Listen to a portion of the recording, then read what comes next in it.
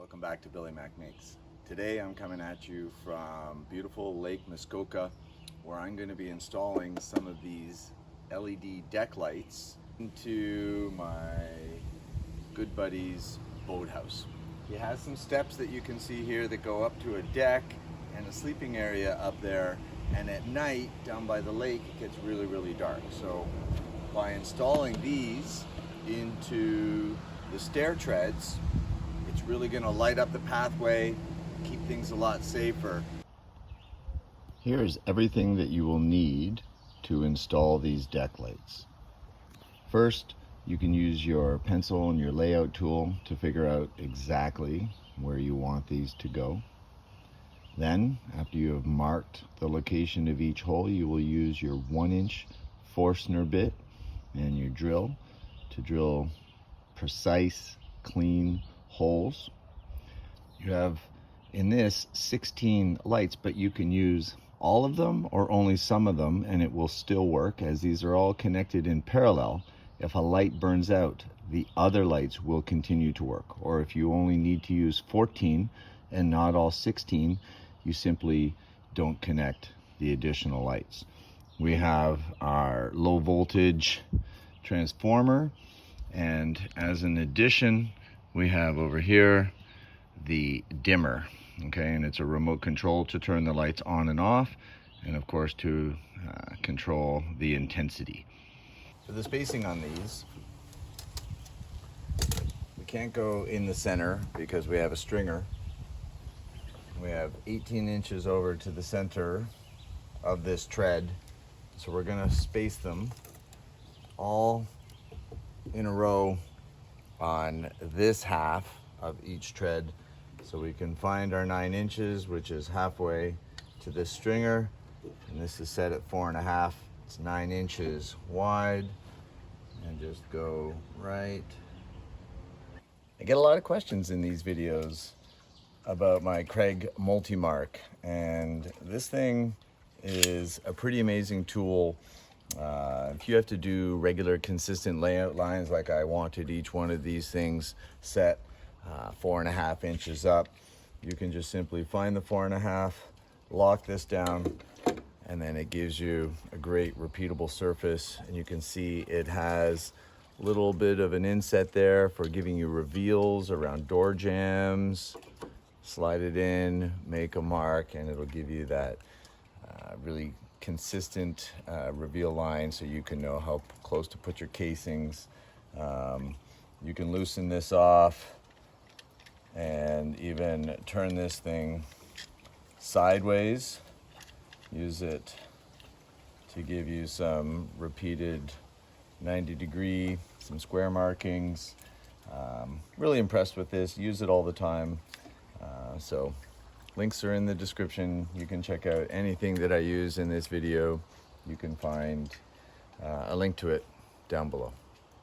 Okay, so what I have here is a piece of scrap. And what I'm going to do is I'm just going to clamp this to the underside. One clamp is all you need, so that when I drill this hole, I'm not going to get any blowout. Typically on a deck, what it looks like underneath isn't that important, and so you probably wouldn't have to worry about this on a traditional deck installation. But on a set of stairs with an open riser, plus people will be walking in behind these, why not just take a couple seconds, add in the scrap, drill the hole, and it keeps it clean when it's going in and going out. Here's a little pro tip. Pull the trigger and get this thing up to full speed before you start pushing. And that way you can avoid any tear out around the hole. There is a little metal flange that will cover up any sort of tears, but if it catches a piece of this long grain and you get a big tear out there, it might look unsightly. So get it up to speed.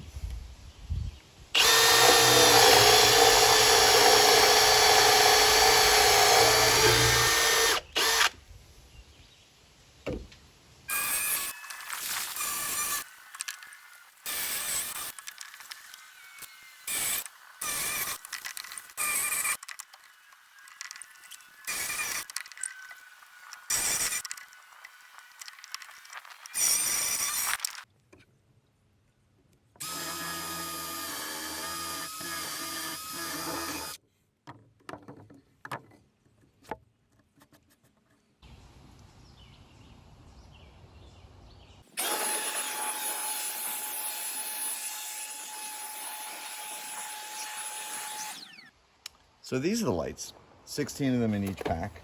I think you can get other sizes, but as I said, you don't have to use every single one. Or if you buy more, you can connect them to this as well.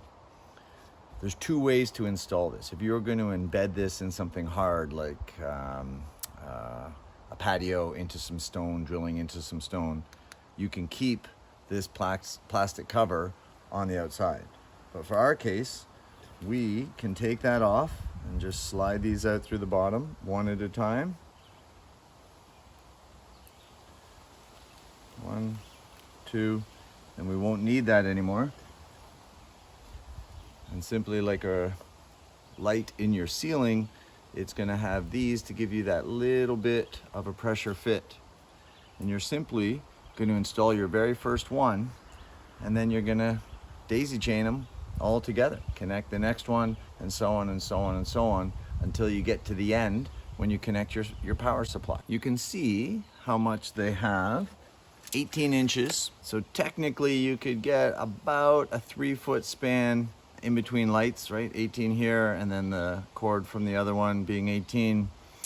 But as I found out with my other deck build, that doesn't work so great if you have to dip underneath some joists or if there's any obstructions, because that 36 inches would be in a perfectly straight line. So I do think these look a little bit better if you have a little bit less spacing in between them. So this is easy because I have access to the underside. You can see how easily these will go through, and then it's just gonna sit right down flush with the top of that stair tread. It's not gonna be a trip hazard or anything. But as I say, it's convenient that I have access to the underside. And if you're retrofitting this into your deck, don't be dismayed. It's really simple, I think, to take off that perimeter board. Drill your holes first, then take it off, insert your lights, make all of those connections, because you do have to be able to reach in. So if your deck is closed off from underneath and you can't reach your hands, then you maybe have to take one board off. But if you can reach your hands underneath, perfect. These things will go in so quick. I've only been working for about 25 minutes, and I power washed this, marked my holes, and I've drilled. Now I'm simply going to pop them in, but you're gonna see it goes pretty quick. So you just keep popping these in. What you have to consider is, are you gonna have your power connecting at the beginning or at the end? The power connects with the wider one with the movable screw cap, okay, what you might call the female end, and the power source is the male. So I'm gonna have the power up at the top of the stairs, just drill through the boathouse and have this unit inside the boathouse. Even though they can live outside as well, I do have it outside at my home deck. So you can see in here, you have 2 prongs and you have 2 holes. You have this little rubber gasket, okay? And there's a little tiny nub to make sure that you are connecting it the right way. You want to see that gasket so that you know you have it pushed down all the way so that it has made that seal. And then this threaded part just tightens it on, holds it together, do that finger tight, and now that's not going to come apart, and it's watertight. Now you can see the cords are everywhere here. In my tools at the beginning, I had the stapler there. I forgot to mention it, but that is for the cable management, okay? We are gonna want to staple these at the back and off to the side and sort of do our best to hide it from the main view.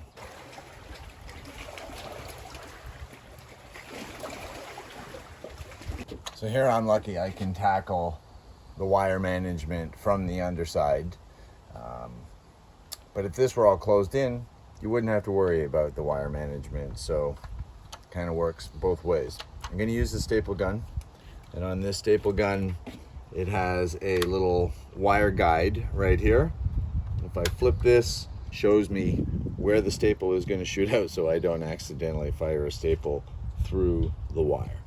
So handy to have this, plus it doesn't set the staple totally flush with the wood. It leaves a little gap, and it's free to move around. It's not being pinched, which is terrific.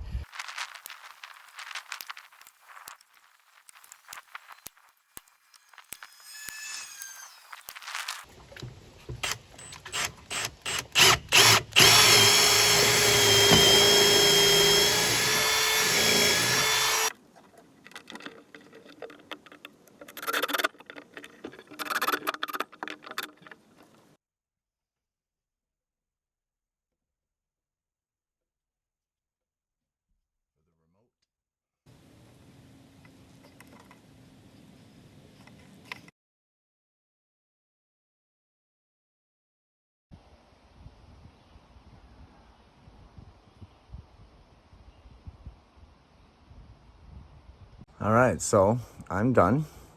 The lights are all in. Took me just over an hour and a half, so really not that bad. Only used 15 out of the 16 lights. We put 2 on the top step there and 2 on the bottom step to sort of indicate the beginning and the end of the stairs, with just a single on the outside near the railing for all the others. You saw me connect in line next to the power. The transformer is this remote control, and by pushing it, you can see the lights turn on. Push the on off, they turn off again, and you can control the intensity. You can turn them on and then have them go down to 50%, and then from there you can jump around by 10% increments. So if you have any questions, drop a comment down below, let me know. All the tools I used are linked. If you want to do this yourself, it really is DIY friendly. You can get it done pretty quick. And if you have a little bit of access underneath, super easy. You don't even have to take a board off. And if you have to just pop off that final board to make the connections, you'll be able to screw it right back down, no problem. So I'm gonna get some night shots tonight when the sun goes down, but perhaps it's time to go for a swim. You can see the beautiful lake. So it's a nice day. I'm done working. Gonna go enjoy it. See ya.